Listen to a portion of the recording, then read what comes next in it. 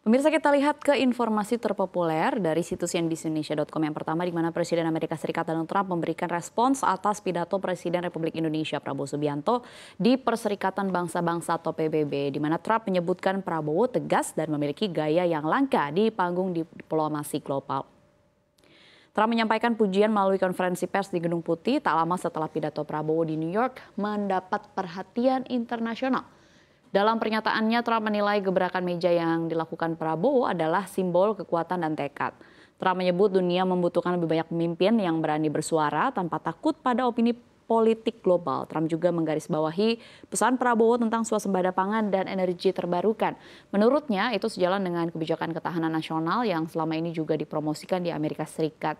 Media internasional mencatat momen gebrak meja Prabowo menjadi bagian paling viral di pidato di PBB, di mana tagar atau hashtag Prabowo trending di sejumlah negara, termasuk di kawasan Timur Tengah dan di kawasan Asia.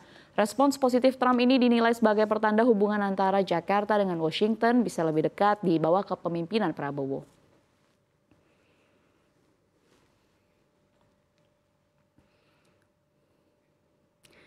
Pemirsa, pidato Presiden Republik Indonesia Prabowo Subianto di sidang umum PBB di New York juga menjadi sorotan media internasional, termasuk di Israel. Salah satu media utama menulis panjang lebar tentang ucapan Shalom Palestina yang dilontarkan oleh Prabowo. Media Israel menyebutkan pilihan kata Shalom menjadi gestur diplomatik yang tak biasa dari seorang pemimpin negara mayoritas Muslim. Langkah Prabowo dianggap sebagai upaya menyampaikan pesan damai, namun sekaligus tegas dalam menekankan dukungan Indonesia untuk kemerdekaan Palestina. Berita ini juga dinilai di mana pidato Prabowo menunjukkan bahwa kombinasi antara kekerasan gaya retorik seperti gebrak meja dan simbolisasi damai melalui sapaan atau ucapan shalom.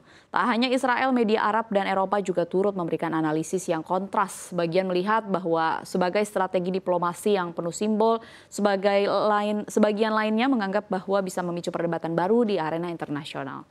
Dari dalam negeri, langkah ini juga dipandang akan memperkuat citra Prabowo sebagai negarawan yang memiliki gaya unik di panggung dunia.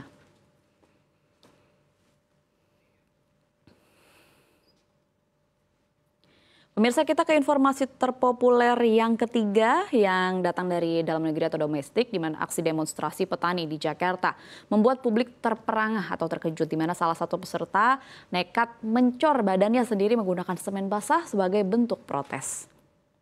Aksi dramatis ini terjadi saat para petani menyampaikan aspirasi terkait dengan masalah agraria dan lahan. Peserta demo tersebut menutup seluruh badannya hingga setengah bagian dengan adonan semen, sebelum akhirnya dibantu temannya untuk diangkat dari lokasi. Simbol ini diartikan sebagai bentuk keputusasaan para petani yang merasa terkurung oleh kebijakan yang tak berpihak. Aksi tersebut viral di media sosial. Pihak polisian mengaku telah menurunkan tim medis untuk memastikan keselamatan peserta demo. Sementara koordinator aksi menegaskan ini adalah simbol terikat tanah yang mereka perjuangkan. Peristiwa ini membuat tekanan publik makin besar kepada pemerintah untuk serius membicarakan reforma agraria dan masalah kepemilikan tanah.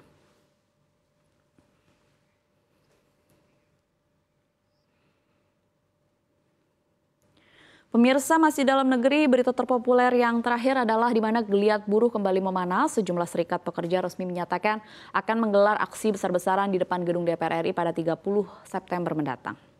Tuntutan utama adalah kenaikan upah minimum sebesar 10,5% yang mereka nilai wajar di tengah tekanan biaya hidup pada saat ini. Koordinator gerakan menyebut pemerintah dan DPR sudah terlalu lama mengabaikan kepentingan pekerja. Ratusan organisasi buruh dijadwalkan akan bergabung dengan perkiraan peserta tembus puluhan ribu orang. Aparat kepolisian sudah menyiapkan pengamanan khusus mengingat lokasi demo bersinggungan dengan sejumlah agenda rapat DPR. Jika tuntutan ini tidak digubris, buruh mengancam akan melakukan aksi lanjutan yang lebih besar pada akhir tahun.